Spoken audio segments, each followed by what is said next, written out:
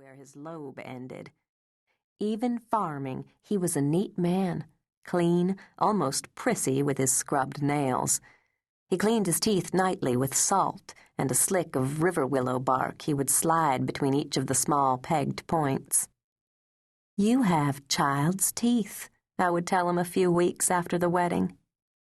Although I would later return to the courthouse to retrace my path into the peculiar destiny I had chosen, family history wasn't what I was thinking about that day as I followed the path of Billy Shutt's horse up the steps and felt the places where the iron shoes scored the marble floor as he began to collapse. The soles of my shoes were the thinnest leather, and in the other part of my mind, I would be registering the gouges with my toes as we stood there in the atrium waiting for Clement's Uncle Keaton to come witness for us. "Is your uncle coming?" I finally asked. He looked at the clock over the entrance to the courtroom, then at his wrist where he had on a gold Hamilton watch with a brown alligator band that stank a little when he sweated too much. "Did you tell him we had to do it before the courthouse closes?" I asked. It wasn't only that, and he knew it. I couldn't go back home. I'd spent all my money on the bus ticket down here and a present for him, a cat's eye ring for his little finger. It was the only size they had at Johnson's Jewelry in Resurrection when I left that morning, and I couldn't come empty-handed with nothing but a cardboard suitcase my mother begrudged me. My feet began to ache after a while, and when I shifted my weight so I could lean against one of the columns, my heel caught in a chip from the horseshoe, and I started to go down. He caught me, though, and held me briefly, his ear against my chest, as if he could hear the double heartbeat through the good linen of my white suit. It was the last white suit I ever owned. "Do you think—" I started to say again, but he put his fingers to my lips. His hands smelled of tobacco and the soft lavender scent he ordered from the barber shop twice a year.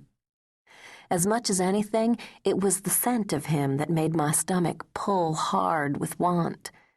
I was so young, and there was a mystery unraveling, a door opening to the other side where the whole business you watch as a child suddenly becomes your own. You're grown up, and now the world throbs with something bright the color of blood. At 4:00, Clement turned to me and nodded, his jaw clamped shut, lips thinned. It wasn't a face I wanted to see on my wedding day, but it was all I had, so I took his arm and we walked in a straight line through the atrium to the judge's chambers. When it came time to slip the ring on my finger, he pulled out a platinum band with a large, round, yellow diamond embedded in the middle. It was so big I had to squeeze my other fingers around it to keep it from sliding off. When it came time to kiss, he whispered in my ear, "Get that ring fixed so it don't ever come off, hear?" I was thrilled that he wanted to so thoroughly claim me, and after he paid the judge, we walked proudly arm in arm through the hot, milky green light out into the late afternoon. That was my wedding day. His uncle, Keaton Shutt, waited 3 months to come to visit, and by then the damage had been done. We didn't care, though. We were happy, and almost nothing can dent that kind of joy. We were going to have the baby at home, where children of his family had always been born. I wasn't even afraid.